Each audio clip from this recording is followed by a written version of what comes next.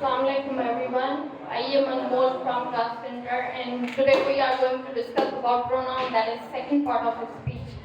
So first of all, here we have these three terms. Number one, here's the idea. That means today we are going to discuss about pronoun, its cases, how can we use them, how can we identify them, and further more ideas. And our second term is why it matters. That means why does it matter, why we read pronouns. Let me tell you one thing, pronoun keeps great importance in English language. Let's try to understand through some condition and some example. There are three conditions where we can use a pronoun, where we need a pronoun. Number one, when there is no confirmation of noun or pronoun. For example, we are sitting in a room and someone is knocking at the door. Since we are inside the room, so we have no idea either it's he, she, it or they. But someone is there, so that someone will be our pronoun. You all are good students. You all are good students. So here all is also our pronoun, because instead of mention every single student with their name, I mention the whole class in one word, that is all. So that means all is also our pronoun. Each and everyone will be punished. So here everyone is also our pronoun. So this was the first condition where we can use the pronoun. And second condition, whenever we are communicating any honorable personality, for example, our teachers, our parents.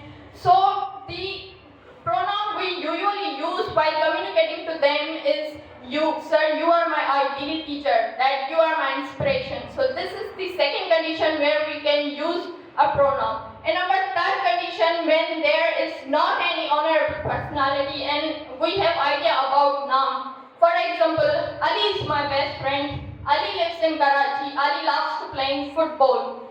So that seems weird. This repetition of noun again and again seems weird. But instead of this, if I would say Ali is my best friend, he lives in Karachi, he loves to play football. So here he is our pronoun. So that means in order to avoid the repetition of noun, we can use a pronoun. So these were the three conditions where we can use a pronoun. So in the end, we gonna practice them and see their applications. So here is the definition of pronoun, but before we are going to discuss about the definition of pronoun, if we look at the word pronoun, so we can easily get idea that this is something related to noun. So if I would write over here the meaning of word pronoun, that will be for a noun. So in the same way, the definition of pronoun is also defining that the word which we can use instead of noun or the word which we can use in place of noun. A pronoun can refer to a person, place, thing or idea. That means a pronoun helps us to giving reference, or a pronoun can help us to explaining the person, place or any idea. The word that a pronoun refers to is called its antecedent. That means the word which is modified by pronoun or the word which is referred by pronoun, that will be our antecedent. Let's have a look to its example. Ramon visited Death Valley and he was impressed. So here he is our pronoun which is referred to Ramon. So that is according to he, Ramon will be our antecedent. Pronouns such as I, we, you, he, she, them, their, my, mine, the all pronoun considered as personal pronoun. And these pronouns are further classified into different types of personal pronoun. And these different types of personal pronouns help us to identify the different person, the different ideas, and the different cases. There are three categories of personal pronoun. Number one, first person pronoun, the person who is the speaker, that is I and we. And the second person pronoun, the person who is spoken to, that is you. And the third person pronoun, the person spoken of, that is he, she, it and they. And these personal pronouns have their singular as well as plural form. So now let's have a look to some differences between singular pronouns and plural pronouns. I went out. So here I is our first person pronoun, that is in singular form. We left early. So here we is our first person pronoun, that is in plural form. You left too. So here you singular form.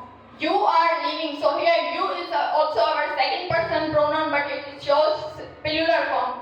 And there was a time when the spelling of you used to be ye, and thee, thou used to be the singular forms of you, but it's been changed now. The spelling of you is now you, y-o-u, and they both are having singular form or as well as plural form. So he came by bus. So here he is our third person pronoun, but in singular form. They came by car. So they is also our third person pronoun, but in plural form. Each personal pronoun can form three cases, that is subjective case, that is objective case, and that is possessive case. Subjective case, the case which can be used for a noun that act as subject in a sentence, that is I, we, he, she, they all act as subject in a sentence. Objective case, the word we can use in place. Objective case, the word on verb is acting, that will be our objective case. For example, me, us, they all act as objective case in a sentence. Possessive case then shows possession in a sentence. So we have two types of possessive case, that is my, your, his, her, mine, yours. So we have two types of possessive case, and most of these students have confusion between these two possessive case. They think where we have to use my, where we have to use mine. So let me tell you one thing, that these are not our possessive pronouns. These are actually possessive adjectives. For example, this is my. So that sentence doesn't make any sense. But instead of this, if I would say this is my book. So here book is our noun and my is possessive adjective. So that means possessive adjective always need a noun to modify itself. And these are our possessive pronouns, and they usually don't need any noun. Choose the pronoun from depending on the person, function, and that. So these are some example of cases of pronoun. He read about Death Valley. So here he is our subject. Julie asked him about the rocks. So here him is our object. Raymond bought his book. So here his is our possessive adjective. Pronoun help you to talk about people concisely when you are telling a story. So that means if we are telling a story, so in that story we can't repeat the name of the person again and again. So we can use pronoun in the place of person. So that means pronoun help us to making our language more beautiful and more easy. So here are some examples of pronouns. Death Valley is famous for its strange moving blunder. So here it is our pronoun. The rock slide leave a long tracks behind them. So here them is our pronoun because we can't repeat the name of rocks again and again. Do you know why this happens? So here you is our pronoun. So here is our second topic, that is pronoun agreement. So first of all we have to know about what is pronoun agreement. Pronoun agreement refers to the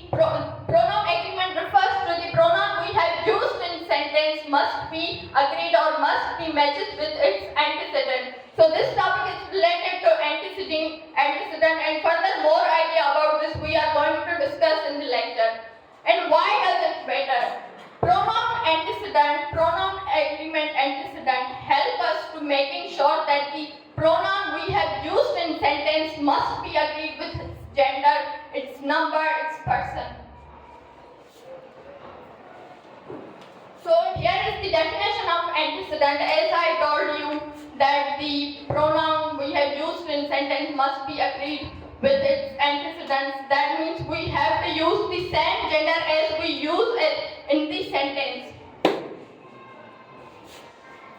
Use a singular pronoun to refer to a singular antecedent. That means if we have used in a sentence singular pronoun in sentence, it must be agreed with its antecedent. For example, the story has its sitting in Egypt. So here it is our pronoun which refers to a story, which is in its singular form.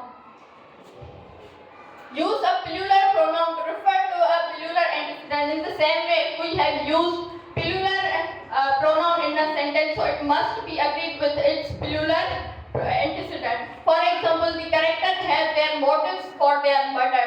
So here there is our pronoun which is in plural form. So it refers to the character which is its antecedent, which is also in plural form. The pronoun must agree in the person with the antecedent. As I told you that the gender must be agreed with its antecedent. So Louis likes his mysterious to have surprise ending. So here his is our pronoun which refers to Louis. So that means his is the pronoun which stands for masculine gender, and Louis is the name which is the name of any boy. So that means this sentence is correct. So this is the same thing as I told you. The gender must be agreed with its antecedent. The person must be agreed with its antecedent, and the number or the cases must be agreed with its pronoun or noun. The personal pronoun has three genders. Number one is masculine gender. He, his, him are the pronouns that used for the masculine gender, are the pronouns that stand for the masculine gender. Feminine, she, her, hers, and these are the pronouns that stand for, that are giving reference for the feminine gender. Neuter gender, it's when there is no confirmation of any gender, so we can use it's. Agatha Christie sets many of her stories in England. So here Agatha is the name of any girl which refers to her. So here her is the, as I told you that here her is the pronoun that used for or that stand for the any feminine gender. The second example, the hero has to use all his wits to solve the crime. So here hero is referred for the any male character. So his is our pronoun that stands for any masculine gender. So this sentence is also correct. In your writing, you will sometimes refer to several people or group of people. That means if we are telling a story or if we are writing a story about several people, so pronoun antecedent help us to making sure that the whom we are writing. That means it helps us to modify the character about which we are talking. So here are some examples of antecedent. Agatha Christie solved real-life mysteries of the past. She helped to investigate them in the Middle East. So here Agatha is our noun, and she is our pronoun that stands for the pronoun which refers to Agatha. That means according to she, Agatha will be our antecedent. Agatha Christie and her husband went on many archaeological trips and found them exciting. So, according to her, Agatha will be our antecedent, but here them refers to both Agatha as well as its husband. So that means according to them, Agatha and her husband will be our antecedent. A mystery writer may use exotic places and backgrounds for his or her story. So here the writer refers to both masculine gender as well as feminine gender. So that means according to his or her, writer will be our antecedent. Christie started murder in Mesopotamia in the desert, but she finished it in England. So according to she, Christie will be our antecedent. Thank you so much.